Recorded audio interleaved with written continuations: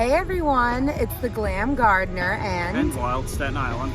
And we're here today because we're going to talk to you about pawpaws. This is a native fruit that is almost tropical-like that grows in Staten Island and much of the United States. Eating something like the pawpaw, although it's really popular, it's kind of controversial because it's a rare native plant and it's not so common. So some conservationists can get concerned that we might take these out of the wild and make them go extinct by foraging them. But we believe that we can forage plants like the pawpaw and do good for the environment by just learning about some ethical harvesting practices.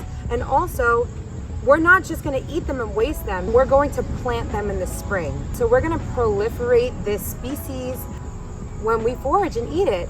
So the pawpaw tree is found in areas on Staten Island. There's small pockets of them all around the island.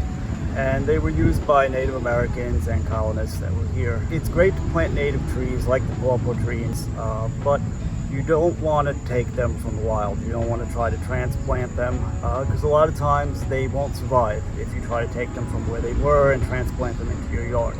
So the best thing to do is either order them online, go to a nursery, or plant them from seed yourself. You can find the fruit, and we're going to show you how to plant the seeds today. Something notable about identifying the pawpaw leaf is that it's a lot wider at the tip than the base. So that's something that you can look for. This tree is probably about 30, 40 feet tall. What do you think? So we want to look for a bigger tree, and the fruits are going to be coming down right beneath this cluster of leaves.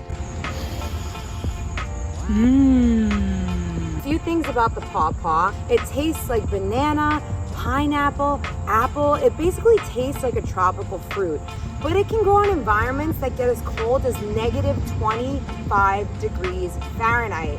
It actually needs the cold weather in order to grow. So pawpaws usually drop to the floor when they're ready to be eaten.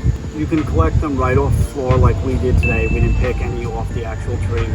You can also grab the branch and gently shake it, and any ones that are ripe or close to being ripe will fall to the ground. It's dissecting time.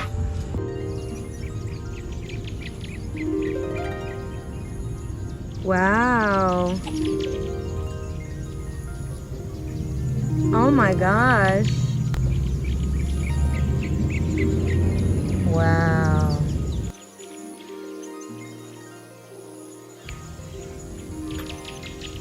Oh my God. That is so good. So, my lovely friend Wild Staten Island cut open this pawpaw. It literally tastes like mango ice cream. It's absolutely ridiculous that this grows on Staten Island. We're gonna put Ralph's out of business. Just kidding, Ralph's. What we're gonna do to get the seeds out of the pawpaw so that we can get them ready to be planted in the spring is we're simply gonna pick them out. If you don't mind getting messy, just pick them out with your fingers. I love getting messy. Look at my hand, but it looks kind of like a big kidney bean, right? And we're gonna clean them up after we pick them all out. So this pawpaw has 9 seeds in there. So that could be 9 pawpaw trees. If we don't pick the pawpaws from the tree and eat them, then how are we gonna plant more pawpaws? We have to pick them and eat them to save the pawpaws. Now we're gonna clean them up and get them ready to store for the winter.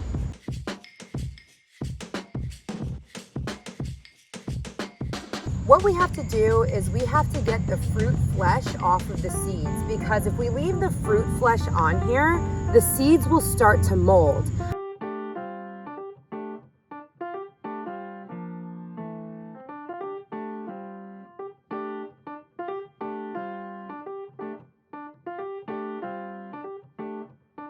Okay, so what me and Wild Staten Island just did was we removed the flesh off of all of these pawpaw seeds. It's not perfect, but this is what we're gonna do to get it perfect. So I'm gonna take these pawpaw seeds, I'm gonna put them in my handy dandy mason jar.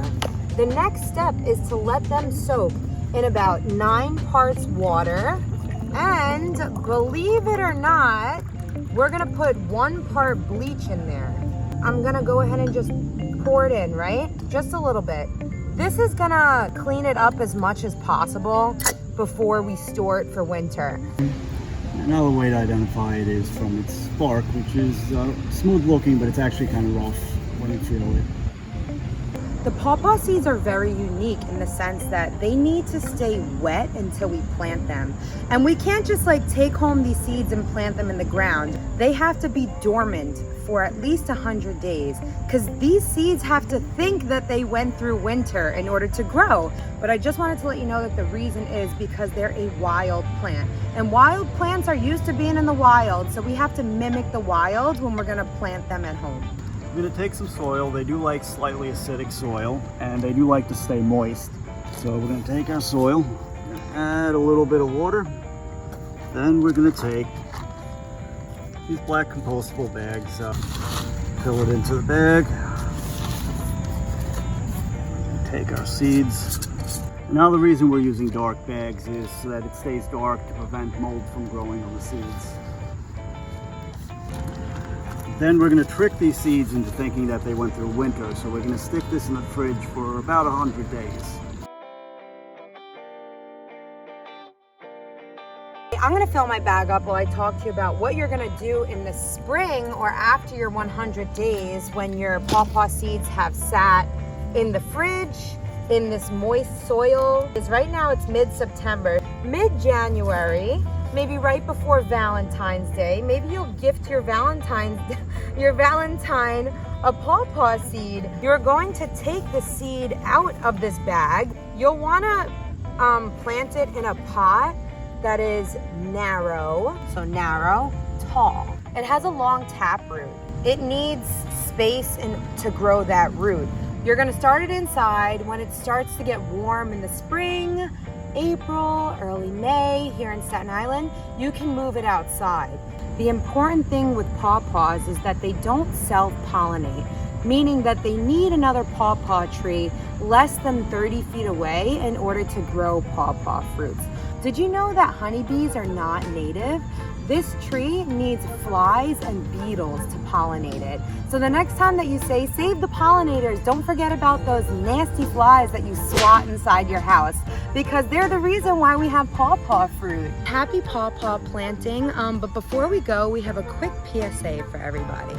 We give a lot of locations for these trees, and the reason is that we want to protect them. But sometimes when we give away our locations or certain information that other people want to keep secret, we get criticized. When you just see a pawpaw tree online, you may not feel as invested in protecting it, but we want you to taste the pawpaw. We want you to learn to ethically harvest the pawpaw. We want you to get your hands dirty, and we want you to plant the pawpaw. And nature isn't ours to be hidden, so when you're out there, just remember, if it's in the wild, just be careful in how you're taking the fruit. You want to take it from the ground, don't pick it from the tree.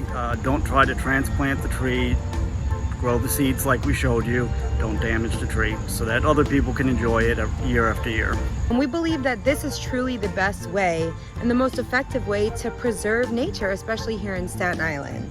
That's it. Just be respectful and we're all going to be happy. Thank you, everyone. Glam Gardener NYC. Wild Staten Island. And we'll see you next time.